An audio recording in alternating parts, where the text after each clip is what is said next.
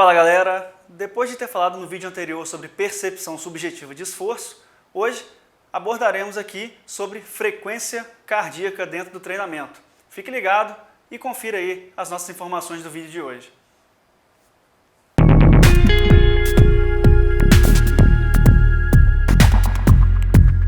Bom pessoal, indiscutivelmente a frequência cardíaca é uma variável fisiológica mais utilizada hoje em dia na prescrição de treinamentos. Isso se deve ao fato de que, para simplesmente monitorar nossa frequência, basta utilizarmos aí um relógio frequencímetro. Relógio frequencímetro que, por exemplo, na década de 90, era um equipamento caro, poucos atletas tinham acesso, e hoje em dia você encontra aí com bastante facilidade.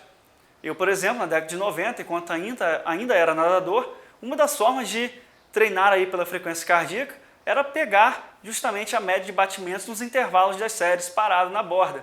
Utilizávamos o pulso carotídeo, simplesmente aqui com os dois dedos na região do pescoço, a gente marcava aí quantos batimentos nós tínhamos ali durante 6 segundos e depois multiplicávamos por 10 para tirar a média aí dentro de 1 minuto. E é assim que a gente fazia o controle da frequência cardíaca na década de 90, década de 80, 70.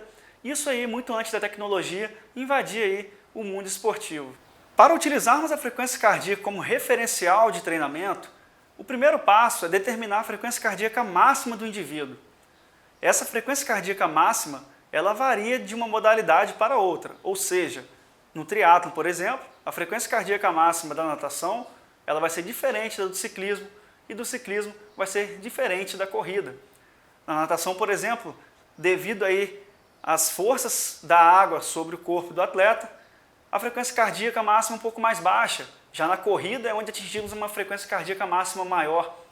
E para determinar a frequência cardíaca máxima, a gente pode utilizar fórmulas matemáticas. Essas fórmulas vão se adequar a cada grupo de atleta, atleta de alto rendimento, atleta amador, crianças, jovens, adolescentes, idosos.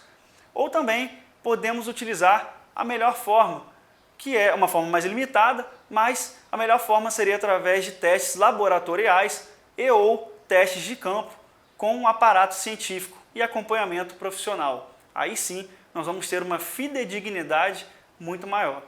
É importantíssimo determinar a frequência cardíaca máxima justamente porque essa frequência cardíaca máxima é que vai nortear as demais zonas de treinamento na nossa modalidade. Sabendo da frequência cardíaca máxima como um referencial teórico de 100%, nós vamos ali escalonar as outras zonas de treinamento, 90%, 80%, 70%, 60%, 50%, e cada zona dessa a gente vai estar trabalhando o sistema fisiológico. Isso será tema aí de um vídeo posterior. Assim como regra básica para a prescrição de treinamento, temos que levar em consideração a individualidade biológica para determinarmos aí a frequência cardíaca máxima de cada indivíduo. Quando adquirimos hoje em dia aí um relógio frequencímetro, um relógio GPS que já vem com a questão dos batimentos já embutido, um dos primeiros dados que o relógio pede é justamente a idade, o ano de data de nascimento e peso. Alguns desses dados são utilizados para determinar a frequência cardíaca máxima, porém essa frequência cardíaca máxima ela é padronizada, ou seja, eu, Rômulo, com 30 anos, se eu adquirir um relógio desse hoje e um outro companheiro meu de treino, também com a mesma idade, também inserir os mesmos dados, a frequência cardíaca máxima, muitas vezes, que o relógio vai determinar para o meu colega, será a mesma que a minha. E isso não acontece. Se eu tenho um nível de performance, se o outro atleta tem um outro nível de performance, jamais iremos ter aí a mesma frequência cardíaca máxima. Algumas das fórmulas das quais mencionei anteriormente, a margem de erro é muito grande, de 10 batimentos, tanto para mais quanto para menos. Isso daí pode ser crucial no controle da intensidade do treino. Vamos agora aí falar diretamente das vantagens e desvantagens da utilização da frequência cardíaca como referencial de treinamento. Algumas das vantagens é que é um método barato e de fácil acesso. Temos aí uma medição simples e rápida e é um método não invasivo.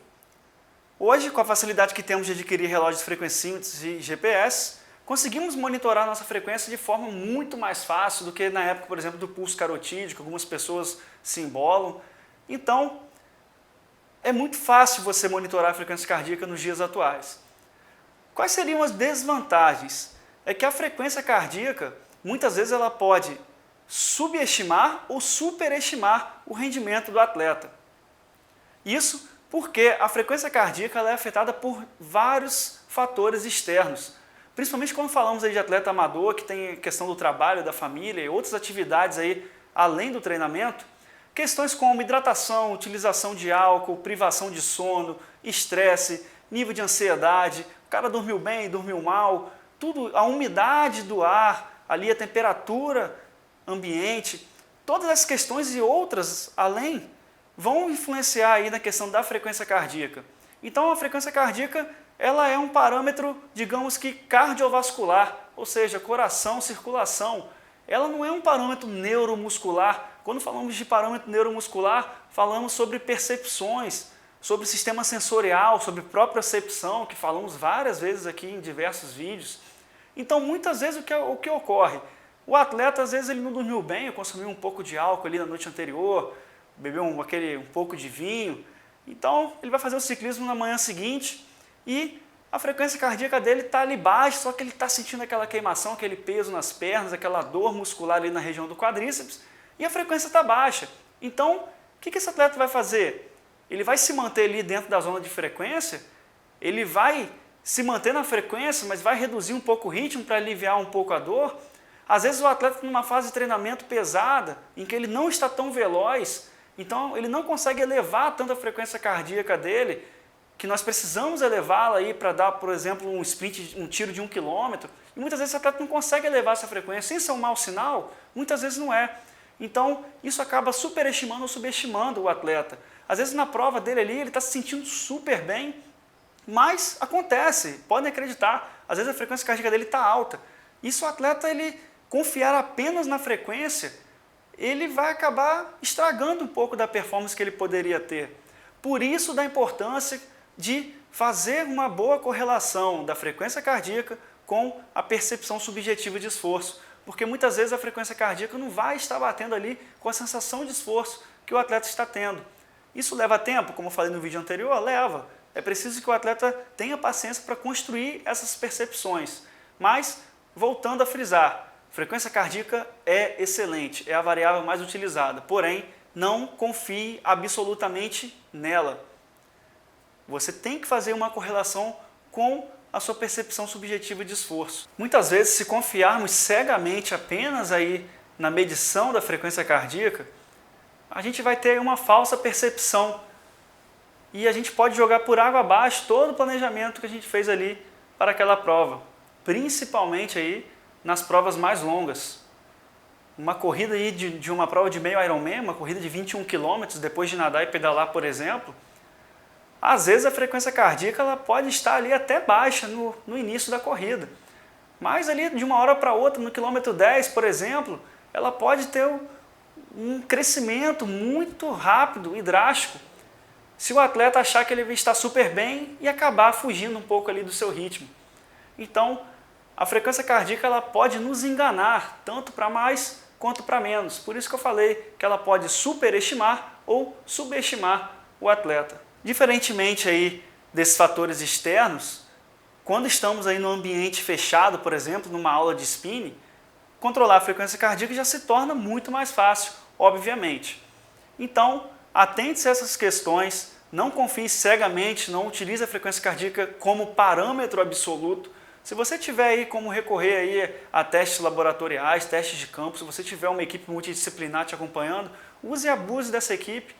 Aí faça os testes. Teste de campo, eu costumo dizer que o atleta, quando você fala em fazer teste, o psicológico do atleta já vai lá embaixo, né? Ele tem medo de fazer força, de se sentir mal. Mas é super necessário e é muito eficiente quando vamos prescrever as nossas zonas de treinamento.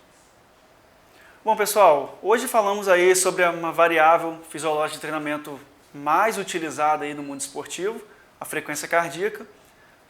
Falei de forma bem rápida e o mais breve possível sobre algumas vantagens e desvantagens da utilização da frequência cardíaca como referencial.